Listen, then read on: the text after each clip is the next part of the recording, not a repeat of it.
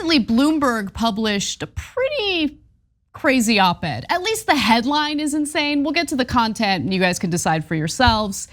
It's titled, "Less Work is Making People More Unhappy. A 4-day week is the ultimate worker fantasy, yet we're already working less than previous generations and feeling more burnt out." Now, there are a few kernels of truth in the op-ed, but before I get to those kernels of truth, what do you think, Mr. Boss Man? Yeah, so look, I think we should go back to a 6-day work week. Back to the mines. Okay, no, yeah, I do have a different perspective than Anna here. I run the company 5 days. Okay, but there's nuance here. So because it depends on who are we talking about? Yes. And that's an important issue. Yeah, the nuance is important, you're right. So the article was written by Allison Schrager, who is a senior fellow and contributing editor, senior fellow at the Manhattan Institute and also a contributing editor at the City Journal. In 2016, by the way, she wrote an article titled, "Why Shorter Working Weeks Could Be Fueling Inequality." She wrote it for the World Economic Forum in, again, 2016. So you get the point. She's been on this for a while. Now, let's go through her arguments. First, she explains that we're already working less hours than we used to. A study from economists Mark Aguiar and Eric Hurst estimated that in 1965, men aged 21 to 65 worked for pay an average of 51 hours a week. By 2003, it fell to just 39.9 hours, and it's been pretty stable since then. The average woman's work week increased from 20 to 26.3 hours by 2003 and has stayed relatively flat since. So if you're just focusing on women, the amount of work they put into the workplace has actually increased. But she also points out that in America, high earners work the most hours on average, though they should be the ones who can afford to work less. She says many hourly workers who tend to earn less can't afford to reduce their hours by 20% a week. And most salaried workers probably can't cut back that much either. I'm not buying it with the salaried workers, but she does make a fair point about the wage workers, right? Because oftentimes when we have that conversation about the 4-day work week, I don't think people are really taking into account workers who get paid by the hour.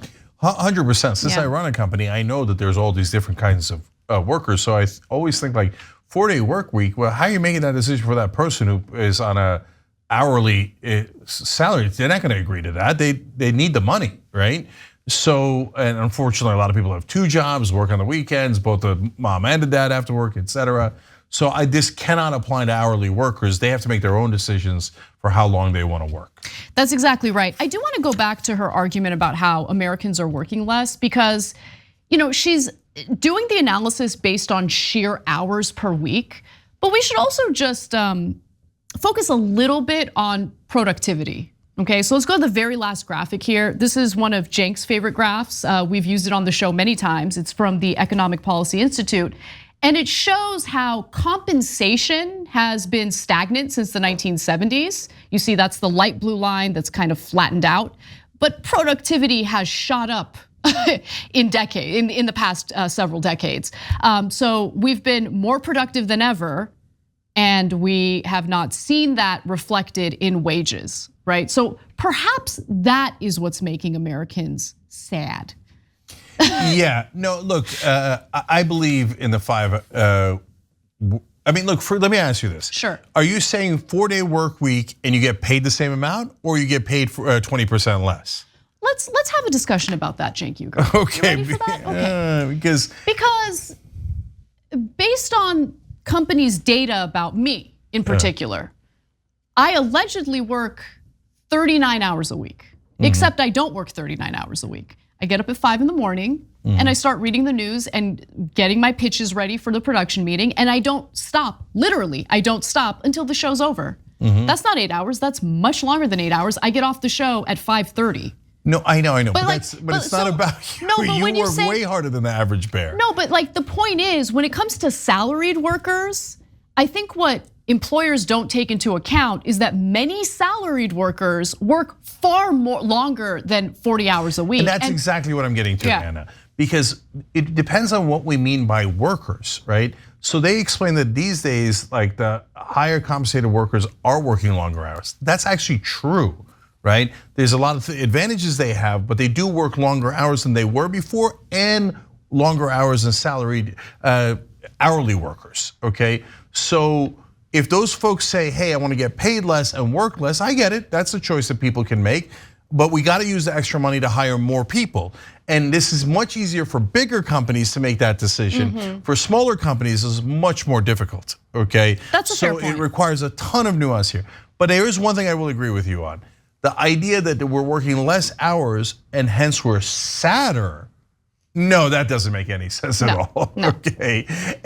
But she accidentally hit on the real issue here in the middle of the story, which is kids. Back in the day, in 1965, people just didn't spend that much time on their kids. It's actually in the data. I'm not making that up rhetorically. Like women spend a lot, especially women, a lot more time on their kids today than they did back then. Okay, what? Really? And men do too, but women even more so. Because we were all helicopter parents. Before they were like, I don't go do whatever the hell you're gonna do, okay? They're not gonna monitor you. Yeah, so now we monitor the kids so much more that it's basically 2 jobs for both the mom and the dad, and that's why people are exhausted. That's the thing, the critical piece that people are missing, and I'm not sure how much, 4 days, 5 days, 20% more, 20% less in pay is gonna help that. It's just more of a cultural phenomenon. Thanks for watching The Young Turks, really appreciate it. Another way to show support is through YouTube memberships.